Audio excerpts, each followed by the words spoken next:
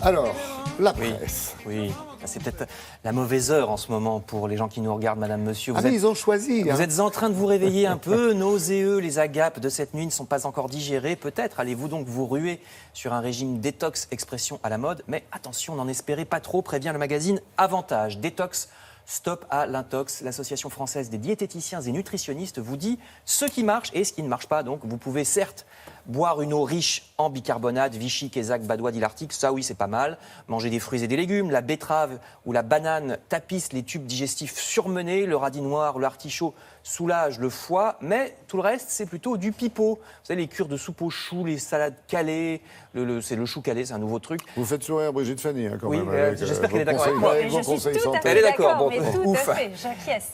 Donc le chou, etc. Si vous aimez le chou, c'est très bien, mais c'est pas plus détox qu'autre chose. Chou, Pour ne citer que la dernière mode. Donc article dans Avantage pour savoir ce qui fonctionne et ce qui ne fonctionne pas. Autre problème, peut-être qu'hier soir vous avez été déçu par les produits que vous avez achetés pour la table du réveillon. Pas étonnant parce que les industriels ont tendance à écrire beaucoup de jolies choses sur les emballages qui font croire que leurs produits comportent des choses qu'il n'y a en fait qu'en très faible quantité ou pas du tout. Vous voyez le Dauphiné ou Paris Match dont les sites web ont parlé de ce problème. Heureusement est arrivé Foodwatch, association qui surveille ce que l'on mange, comme son nom l'indique, et qui a édité un dépliant, vous allez le voir, sélection des arnaques sur l'étiquette. Le Cabernet Sauvignon, par exemple, qui a tout l'air d'un vin français, alors qu'en fait, en tout petit, il est écrit que c'est un vin espagnol.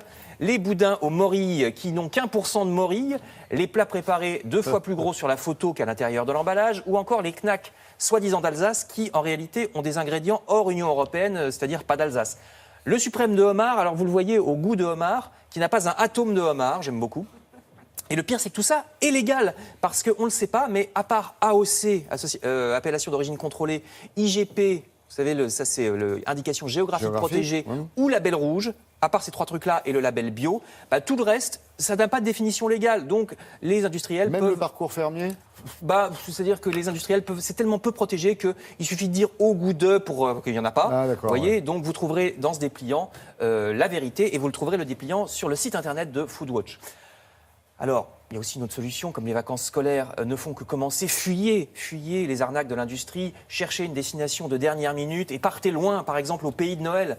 Enfilons nos anoraks et partons au Svalbard, région au nord de la Norvège, tout au nord, vous voyez. L'archipel du Svalbard. Voilà, propose aller-retour, c'est un archipel vraiment très au nord, faut pas être frileux, mais les téméraires seront récompensés par la magnificence des paysages glacés. La nuit polaire ne se terminera qu'en février, pourtant c'est habité, il y a un peu plus de 2000 habitants, il y a aussi des hôtels pour accueillir les randonneurs qui voudraient voir des rennes comme celui-ci, il y a aussi des ours, donc les guides de randonnée sont armés. Voyez encore ces glaces bleues qu'on va voir sur la photo d'après, on visite les grottes, les glaciers façon Tintin sur la Lune, c'est cher mais ça vaut le coup. Et je termine d'un mot en vous disant que il n'y a pas que les ours polaires, il y a aussi les regards de loup et de husky.